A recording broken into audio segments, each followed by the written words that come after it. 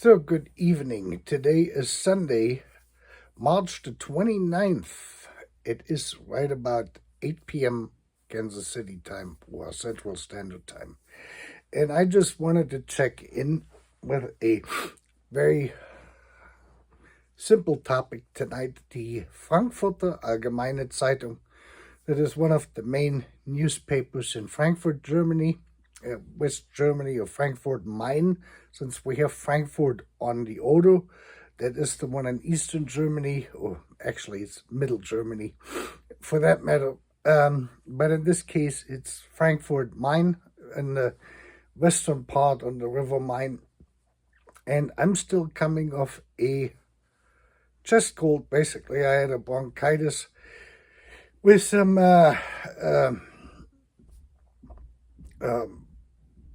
pneumonia in it, so I was on medication here on a Z-Pack, on pretty strong antibiotics, and I got that cleared up, but I got a little bit still the sniffles and that sort of stuff, but the coughing and everything else went pretty okay. Now, the FAZ, which is the short abbreviation for that newspaper, has a annual congress, what they call it, and they invite politicians and industry leaders and that sort of stuff, and they do a stage, and they have a interview with one of the editors who interviews a variety of politicians and business leaders. So I picked out two. For one was Chancellor Freddy Merz, was interviewed, as that lasted for about an hour and 15 minutes. And I'm just going to pick up a couple of things in there. One thing which was really important. And the other one was Dr. Oliver Blume, the CEO of Volkswagen. And that really stunned me. He gave another interview about an hour or so in length. But let's start with Freddy. I just call him Freddy because it is easier, unless you want me to hear me say Friedrich. Friedrich Merz would be the German pronunciation. In English, Frederick would be closer to Frederick, or we just call him Freddy for simplicity reasons. And no offense to Friedrich Merz. If you're watching this, it's just easier for us that way. And I think we're doing this in a good-hearted effort to simplify it. Freddy basically outlined the four major issues in Germany, where number one is the energy sector, affecting, of course, Germany, or the population, and the changes which come with this, and the industrial changes and the job market and everything else. And then he went on to the other two, which is the reforms they have to do in the social security areas for Medicare, or the German Medicare, basically, and the retirement benefits and that sort of stuff. And I forgot now what was the last one he had. I think it was not really something in that direction as well. But the most important one being the energy sector. And this has been a issue 100 years in the making, I would say. Let's go all the way back. There's like the hour zero, which is May 8th of 1945. There was a time before and then a time thereafter. And the time before was fairly simple, was that Germany, the German Weimar Republic, and the beginning with the Kaiserreich, the Weimar Republic, and then going into Nazi Germany's primary source for fuel for gasoline was coal. They made gas, natural gas, or city gas, what we call it, and coal, and gasoline out of coal. The primary oil-producing country, to the best of my knowledge, in the 1920s and 1930s was Romania, which was then later occupied by Nazi Germany in the advances to going to the Soviet Union, attacking the Soviet Union, and therefore gaining control of the oil fields there, for as limited as they were for Germany. This was one of the reasons why the Wehrmacht used regular gasoline engines in all of the equipment and airplanes, and virtually had no diesel or jet fuel type of engines whatsoever. And that came then basically to a grinding halt on May 8th, 1945, or slightly before then, because the main refinery which was producing that gasoline from coal, from brown coal, was placed in middle Germany, where it was, and it was bombed then, and that kind of derailed the entire gasoline production. So, of course, when the 0 hour arrived, only the Allied forces, and here predominantly the Americans, had a fast supply of diesel fuel and of gasoline, versus Germany had nothing anymore. And on top of it, the damaged refinery to turn brown coal into gasoline was now in the eastern sector, in the Soviet sector of the divided Germany. So that left West Germany virtually at this point without any type of real fuel production capabilities of gasoline, whether from coal or from oil. There was no refining capacities there. There was some over in middle Germany, in the area of Frankfurt, where they had a little bit of it going for the BASF and Bayer, the pharmaceutical people there. In Ludwigshafen, Mannheim, Frankfurt, that area had some, but it was very, very small and virtually non-existent. And of course, the entire coal sector had collapsed. So this was the situation in 1945. The East Germans couldn't make any because the facility was destroyed. And West Germany didn't have any. They had to build this from scratch. And this was really at the time before the Middle East came into the picture. The oil drilling, offshore oil drilling in the North Sea hadn't really started yet either. This is all stuff which resulted then out of the shortages of fuel. I believe France got some oil out of the Northern African territories they had, the Algiers and Morocco, to whatever extent they had, and from their colonies, and so did the British, out of Africa, and to a certain extent out of Iraq, because that was British controlled at that point. But it was all in the beginning. No one was drilling any oil in Saudi Arabia or in the United Arab Emirates or anywhere over there, or in Iran or in Iraq. None of the stuff existed at this point. So the way this worked is, I know that firsthand, is because my grandfather started to rebuild the car rental business he had until 1940, when he had to surrender his vehicles from our car rental business to the Nazis. And that was sort of a voluntary, involuntary operation. He received a letter from one of the, higher ups there in the local Nazi party system in Berlin, in Karlshorst, and they kindly asked him to be patriotic and contribute to the war effort and donate his vehicles to the war effort. That was how that was phrased. So he wasn't really, pressured into this, but you can imagine if he would not have complied with it, he probably would have had to experience some repercussions. So he surrendered the vehicles he had from our car rental business. Now, we moved that car rental business very early, right at 45, 46, from the east sector where the Russians were over to the west sector, into the American sector in West Berlin, for a variety of reasons. And my grandfather brought our repair facility with it, where we repaired the car rental, the cars, for the rental business, and he would fix the Allied vehicles in form of for payment in US dollars at that time and in gasoline vouchers. And he was able, they allocated him 5 vehicles out of the Wehrmacht pile they had basically taken in during the surrender.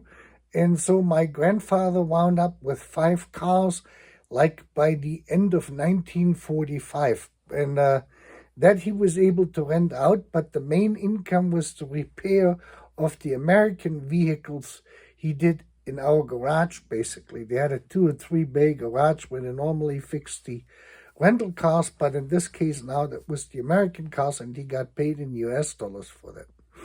Just to give you an idea. And he was able to get a contingency of gasoline for himself on vouchers from the Americans for that. And they were given out in the jerry cans, basically. That is 20 liters or 5 gallons, I think it is. Yeah, these are 5-gallon jars, it's not quite 20 liters. That's kind of on how this whole thing restarted, actually, over there in Germany during that time. Anyway, to make a long story short, to get into this now, was that beginning in the 1950s, West Germany started to first produce, they imported American oil from the United States, and that was then refined on the in northern Germany primarily for gasoline and then diesel, especially since the railroad was shifting over to diesel engines. And that came through the Marshall Plan. That's how West Germany got their initial fuel. That fuel was then supplemented in the 1950s and 1960s as the Saudi Arabia primarily started to produce and drill for oil over there. And the crude oil was then shipped by tanker to Germany, Rotterdam, and then pipelined from Rotterdam over to Germany and to other countries in Europe. They started to build pipelines. And Rotterdam was the primary receiving port for that because it made it easier for the shipping transits through there. And then Germany got into a connected pipe network where they had multiple refineries, and that basically secured the gasoline and diesel and then jet fuel supply in the beginning in the 1950s, which also then assured the supply of the newly re-established or established Bundeswehr in West Germany to get them with fuel supplied, and of course the Allied forces in West Germany.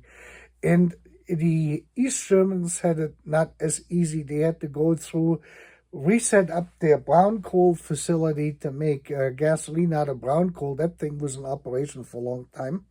But then the Soviet Union started in the late 1950s to think about building a pipeline system from Siberia into all the Eastern Bloc countries, East Germany, Poland, the Czechoslovakia at this point, Hungary, and Romania, Bulgaria. All of those countries would be supplied through these pipelines. And for that, they reached out in the late 1950s to the Adenauer administration in Germany to obtain steel pipes in a particular diameter and a particular steel. And that steel at that time could only be made in West Germany and in Italy. So that left the Soviet Union with only 2 suppliers. And the deal which they started to work out was that West Germany would get included in that network, especially for natural gas, with a port in Bavaria, where they then would receive natural gas for southern Germany, for the entire industrial sector there, to have a sufficient amount of natural gas, since we didn't have much of it. And East Germany would get 2 pipelines for the oil, crude oil, and for the natural gas, and so did the Czech Republic or Czechoslovakia at that time, and the Polish state would get the same thing there. So, and that was then put on hold because of the Cuban Missile Crisis, which developed. And then Kennedy put a stop to this entire pipe project. And that was basically blocked then until Nixon came to power. And the Europeans started to do their own thing, because Nixon, with the Vietnam War and everything else, the way that had been going, was not viewed upon very positive. This was also the time when the European nations started to exchange the US dollars they were holding for purchases made by the US in Europe into the gold from Fort Knox, where they actually flew out the gold in that time period, which led Nixon then to take the United States off the gold standard de facto. And we have had nothing but inflation basically ever since. But this is basically on how this is all correlated. So in 1969, then finally, about 10 years after they first started to talk about it, the contracts were made between West Germany, Italy, and the Soviet Union, with a lot of misgivings from the United States of building these pipelines with the German and Italian steel pipes. And that built this entire infrastructure up, which we're still dealing with today, and which increased in capacity over the years from, I think it went into service in 1974. 76. That's when the first pipeline started to transport natural gas and oil in there, the first stage. And then the second stage was by 1989, I believe. And then there was some other, pipelines coming into effect. And the last one of this whole system was this underground pipeline from the Soviet Union, from Russia, going into Germany, bypassing Poland, through the Baltic Sea. Basically, the pipeline the Ukrainians blew up there a few years ago when that whole thing started.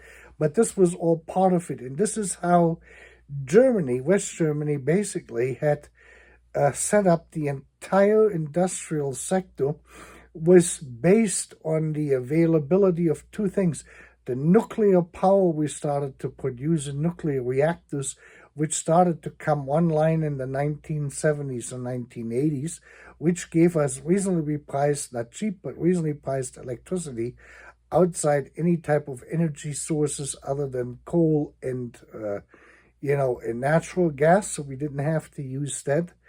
And the availability of large amounts of natural gas for heating purposes, but also for smelting processes, for iron and iron ore processing, steel processing, aluminum processing, and so forth and so on. So that basically enabled companies like Mercedes-Benz in Stuttgart to make all of their own engine blocks out of aluminum, the housing. Okay, so the phone just went full with the storage, so I had to free up some space here. Anyway, this is how this all came about. So the entire Wirtschaftswunder and everything that had evolved then from the 1950s on was based on two things. That was the availability of large amounts of oil, crude oil, from the Middle East at that point, and natural gas from the Soviet Union and then Russia. And all of this increased in volume, and it allowed Germany to first produce everything in Germany, and then they were able to transition certain manufacturing aspects to other countries, first to Eastern Europe, then to China, and bring then parts back to Germany for final assembly of something. And that kind of got completely derailed with the Ukraine war starting in 22-23. That has come to an end, and from what Freddy said, this is the end of the German business model we have basically known since the hour zero of May 8th of 1945, what has evolved or developed out of this whole thing, the way it came about. And so that is his position at this point. And of course, that is part of the, discussions. The other thing is what he mentioned was the discussions he had with Trump in reference to the Iran, conflict we're having at the moment, war, and what he said and didn't say and that sort of stuff. And I zoomed in to see into the video to see on what the facial expression was of Freddy. Was he concerned? Is he depressed? Is he stressed out about it? What does he look like in this? What is his facial expression like? Is I'm looking at it and he's wearing his glasses. I'm realizing I'm zooming in 8 times into this video, and I can see there's a scratch on his lens. You will see this now in the picture here. And you can see this. This is a scratch there in the upper right corner. And there's 2 pictures of it I took just to show you this when you really zoom into this. And I was wondering on why does the German chancellor, who definitely has the financial resources, run around with the scratch-up pair of lenses in his glasses, and I said, well, ordinarily you would have not seen it because the camera didn't zoom in. It was the ability I had as the viewer on YouTube to zoom into the video that I actually caught this, but I wasn't looking for this. I was looking for the facial expression. What I saw in the facial expression, and Freddy mentioned that later, is he has this doomsday expression in his face, which other people have pointed out. So he looks stressed out about it, but he says he's not as worried about it that when his facial expressions look like it. I said, okay, that's fair enough. The conversations he had with Trump were apparently a lot more confrontational than what the news media had actually reported. And it was actually at that point that Trump rebuffed him, and he said that the United States did not need NATO. Freddy still believes that NATO is going to be supported by the United States. I live here in the United States, and I can tell you that the American taxpayers, I'm going to keep myself out of this, even though I pay taxes here, but the U.S.-born citizens who pay taxes here are not very interested in paying for the Ukraine war or paying for any type of military support for Europe. That is a given fact, and that is pretty broad all across the Democratic and the Republican Party. The politicians here have a more moderate approach still to this compared to what the electorate has in terms of what they would like to see because of the international obligations, and what Trump has asserted here is still pretty much on a very polite side compared to what the electorate actually wants. So this is something you have to keep in mind if you are in Europe, is that Europe will have to do something here pretty soon. Freddy also had the assessment that the Russian Federation is having a very hard time gaining any grounds over in the Ukraine. And he is correct with this. I would agree with him. And if you have watched my videos here on this channel, then you know that what I had pointed out with this being a war of attrition and that sort of stuff, and it's a meat grinder. In essence, what we have there, meat grinder par excellence, has not changed. And the kudos go to the Ukrainians with developing now long-range missiles into the Russian Federations, which has started to take a pretty big toll in their energy infrastructure for the Russian Federation, and that will have a big impact on the battlefield. As long as this goes on, there's more you will see in it. But to go back to the energy issue, this is now a universal problem, especially the gas. since it is coming from Russia, and now, of course, the oil, which is coming from the Middle East, with all of that unfolding there. That is not just a problem for Germany, but for all of the European countries, because none of the European countries are energy-rich nations, except for coal. If they have anything over there, whether it's Poland or Germany, Austria, or even the Hungarians, the main energy source over there is coal. Anthracite coal or brown coal, either one of the two is there, plentiful. You have to dig it up. It's very, very dirty to do it, and of course the pollution which comes with it and that sort of stuff. They basically, what Freddy says is they do not have a solution to the energy problem. The alternative energies have not worked out the way they think they would, with solar power and wind power and that sort of stuff, and photovoltaics. That has not been able to make up for the losses they have experienced.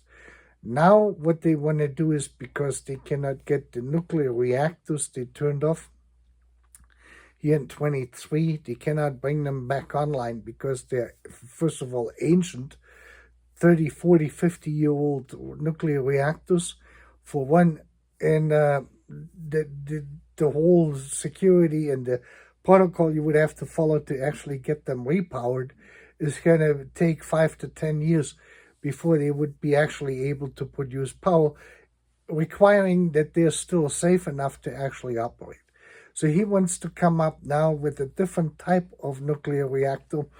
I forgot the name of it, but in the meantime, they want to build, of all things, gas generators which are basically powered by natural gas, which is going to come from the Middle East and the United States, since you can't get it from Russia anymore. And so there is nothing in place to fix this quickly. The fact of fault finding in there is not going to be easy. You could say, well, it was Merkel who pushed and Schröder who had pushed the Nord Stream pipelines, and that didn't work out as we know it. And they should have done something. Well, hindsight is always 20/20, no matter who that is. That was very difficult to see.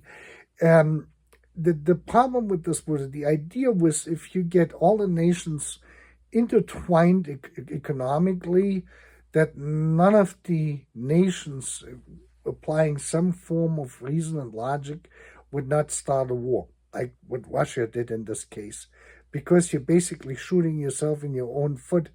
And that's exactly what the Russian Federation did under Putin. And the Russian Federation is going to suffer some, domestic issues there for quite some time to come, until they have recovered from that war, once it ever stops, besides of having the human casualties on their side from the soldiers. The whole infrastructure, the Russian infrastructure has changed now to a war kind of machine, and is not quite there yet, but it will be. And they had the draft service and everything else. So this is very questionable, and we will see on how this is actually going to develop. And that brings us now into the next stage, to Mr. Blume, the CEO. And he gave us the rundown there too. Of course, it's China, it's this and that and the other thing, and it's here, and we have no market here, and this, and our market has changed, and the Chinese market has changed. And that's basically the situation. Now, what he actually said is, if you kind of translate his talk the way he explained it, is this. Let's just say you have a car, and you build that car in Germany, whether it's electric or gasoline makes no difference, and you have an infotainment center in there. The infotainment center has software similar to an iPhone or to an Android device, And the iPhones and Androids normally are customized, with the app specifics for that country where that phone is being used in. And that's exactly what we're going to start having with the cars, with these infotainment centers. So you have to develop apps and that sort of stuff, what goes into the infotainment center for that particular country the vehicle is sold in. So if you make that software, say like in multiple languages, that is appealing to one group of customers, say like if it was made in Germany, regardless of what language the apps actually utilize or are in. If you would bring the same car to Brazil, a Brazilian customer would not be as happy or comfortable with these apps because they were developed for German users. So now you have to have a different set of apps for the Brazilian market, for the Ecuadorian market, for the Argentinian market. By each country, and the biggest change, of course, is the Chinese market. So the Chinese customers have now, because of their domestic production of vehicles and more domestic producers, have gotten a wide variety of Chinese applications in these infotainment systems, what they're called, which control the whole car. The same with the actual dashboard, the speedometer, and all of this stuff. So now what these car companies have to do is they have to develop these softwares specifically in the market for that market. So you have a company in Germany like Volkswagen, they would develop that, and you probably could say, yeah, the French may like that too. With the Spanish, it may not work. With Bulgaria, it may work. So you have to see in which market that vehicle is actually sold. And that is something he has pointed out, and this will require a restructuring, a massive amount of restructuring on how and where and what they're building, because some of the hardware will have to be modified for that market too, to accommodate the apps, which may be different in certain parts of the world than it is in other parts of the world. And here the big revelation came to him, to Blume, besides that issue, is that he traveled to China within 4 weeks after China reopened their country after COVID. And I think this was like in the middle of 22 or the end of 22. He immediately went over. And what his observation was on that trip was that China, where we had thought that they had shut down everything, had done actually the different thing is they had come up with a multitude of national companies which were starting to build all sorts of stuff they didn't do or didn't have 3 years earlier when COVID started. So China effectively used the shutdown and the inability for foreigners to travel to China to observe or monitor these changes, which were not visible online, of what was emerging there. So suddenly they had so and so many electronic companies, for instance, before that COVID. Now they had tripled in size with electronic manufacturing, all during that shutdown period. And that was a wake-up call now, because they had suddenly Volkswagen, not just Volkswagen, had not 5 Chinese car companies to deal with. They had 15 car companies to deal with. They had to compete with 18 different infotainment manufacturers for those infotainments for Chinese vehicles, with different apps which were more appealing than the apps Volkswagen had developed for the Chinese market in Germany.